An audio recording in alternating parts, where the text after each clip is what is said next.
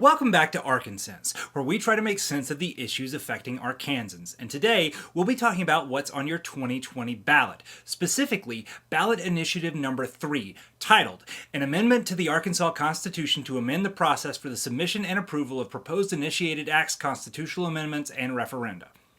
Let's just call it issue 3.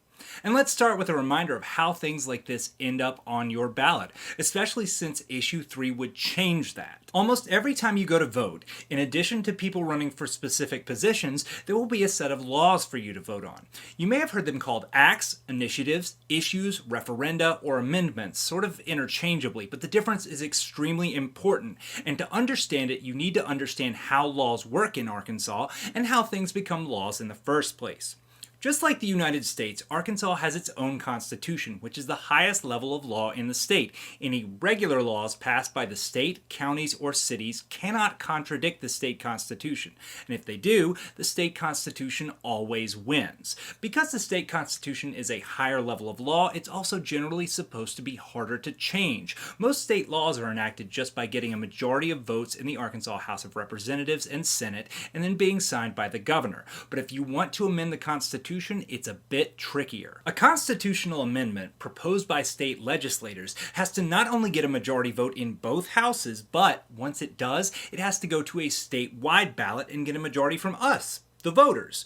But our legislators aren't the only ones who have the power to change state laws or amend the Constitution. And that's actually one of the things that makes Arkansas super unique. If you didn't know, the motto of Arkansas is Regnant Populus, which means the people rule. And one of the ways that Arkansans rule is that we can pass both laws and constitutional amendments without ever having to go through the state government. To do so, you have two routes you can take. If you want to make a new law or amend the Constitution, it's called an initiative. Or, if the legislature just passed a law but you want to override it by a vote of the people, it's called a referendum. And both of these are examples of direct democracy, people legislating through a popular vote rather than those decisions being left to representatives. In order to get an initiative or referendum on the ballot, you have to gather supporting signatures from a minimum number of registered Arkansas voters. You also have to reach a smaller minimum number of signatures in at least 15 counties. That way you can't just gather signatures from the 3 or 4 largest cities in our state. The number of signatures you have to gather is a percentage of the people who voted in the last election for governor. For an initiative to amend the Constitution, right now you need signatures from 10% statewide with at least 5% in 15 counties. For any other initiative, you need 8% statewide with at least 4% in 15 counties. And for a referendum, you need 6% statewide with at least 3% in 15 counties. For an initiative, you have to turn in your signatures by 4 months before the election. For a referendum, it's got to be within 90 days of when the state passed the law that you're trying to overturn. Once you turn in your signatures, your list is checked to make sure everything is in order, that everyone who signed is a registered voter, and that there aren't any duplicate or fake signatures. If you come up a bit short, as long as you've hit 75% of your requirements, both statewide and for individual counties, you're given a 30-day grace period to try and collect more signatures to make up the difference. But getting all the signatures you need doesn't guarantee you'll be on the ballot. The state might try to argue that the way you collected your signatures or the wording of your petition is not acceptable, and groups opposed to your measure might try to get it thrown out in court, since the easiest way to make sure something never passes is to keep anyone from voting on it in the first place. Almost every initiative or referendum has to overcome some legal hurdles, and plenty of them fail.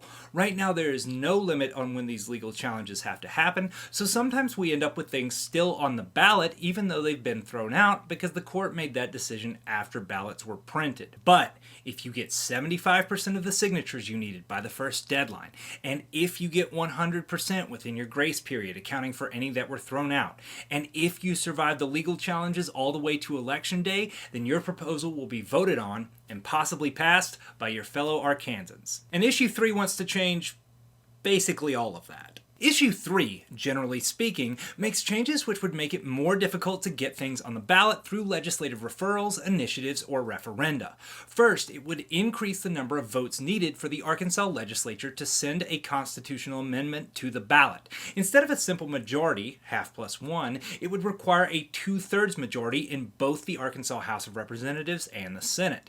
Second, for both initiatives and referenda, it would change the number of counties in which you have to reach a minimum signature signature threshold from 15 to 3/5 of all counties, or 45 at current count.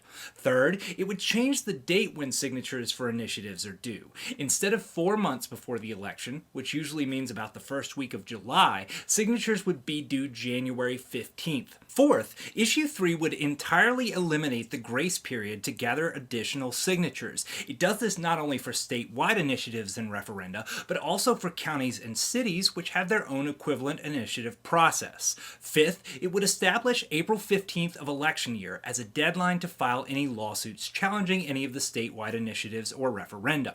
Finally, it would do some smaller things like giving extra time if a signature deadline falls on a weekend or holiday, and eliminate the requirement that constitutional amendments be printed in the newspapers 6 months before they're voted on. So now that you know what Issue 3 is, let's talk about the arguments for and against it. One of the main arguments for this set of changes boils down to the idea that right now it's too easy to change the Arkansas Constitution. As we talked about before, the founding documents for a country or state are generally harder to change than laws or statutes. This is to prevent the essential way things are set up from changing too frequently. But exactly how hard that should be is entirely subjective. Take the U.S. Constitution. The most common way to amend it requires a 2/3 vote in the House of Representatives and the Senate, plus a yes from the legislatures of 3/4 of all states. In the 230 years since the Bill of Rights passed, only 17 more amendments have been added. Compare that to Arkansas, which has added 18 amendments since 2004. And many of those were politically contentious. In 2004, an amendment banned gay marriage. Another in 2008 banned adoption for any couple living together but not married. In 2016, an amendment made medical marijuana legal, and one in 2018 made 4 casinos legal in the state. What's more, all 4 of these reached the ballot through the signature gathering initiative process. These divisive issues are a reminder that making it easier to amend the Constitution doesn't just make it easier for you, but also for the people you may disagree with. Those in favor of Issue 3 might also point out that direct democracy is historically bad at protecting the rights of anyone not in the majority. For example, that 2018 casino amendment required that one of the casinos be located in Pope County. Voters in Pope County voted 60% against it, but it received a majority of the statewide vote, so those voters were overridden on a law that disproportionately affects them. Or, for an even harder example to swallow, look back to 1938 when Arkansans voted overwhelmingly to keep poll taxes, which kept minorities and the poor from voting. Another argument for Issue 3 has to do with money. When you picture an initiated act happening, you may think of some very grounded grassroots organization banding together and gathering signatures, which in some cases it is, but there's also a lot of money that goes into these campaigns. Organizers have to pay for lawyers, for advertising. Many of the people who are gathering signatures are paid too. Ballot initiatives usually have some big money donors behind them, which might not be a problem by itself, but those special interests aren't always from our state and might not have our state's best interests at heart. For instance, that casino amendment we just mentioned, that campaign spent over $1.4 million just to get their 85,000 signatures, and their largest donors were casino management organizations based outside of Arkansas. The largest single donor was Downstream Development Authority of the Quapaw Tribe, and the Quapaw Nation of Oklahoma now holds the single casino license for Jefferson County. The one for Pope County was awarded to the Mississippi-based Gulfside Casino Partnership, the 4th largest individual donor to the casino amendment. Without stronger rules on where financing for these campaigns can come from, keeping it easier to get things on the ballot means it's easier for companies to buy their way onto the ballot, and potentially into the state constitution. In addition to paying for signatures, groups in favor of an initiative will also pay for advertising campaigns. Arkansas has some of the lowest voter turnout in America, so it takes relatively few people to swing an election one way or the other. If you believe that enough voters could be influenced by an ad campaign to make decisions, potentially against their best interest, it might make sense to want a higher threshold for ballot access.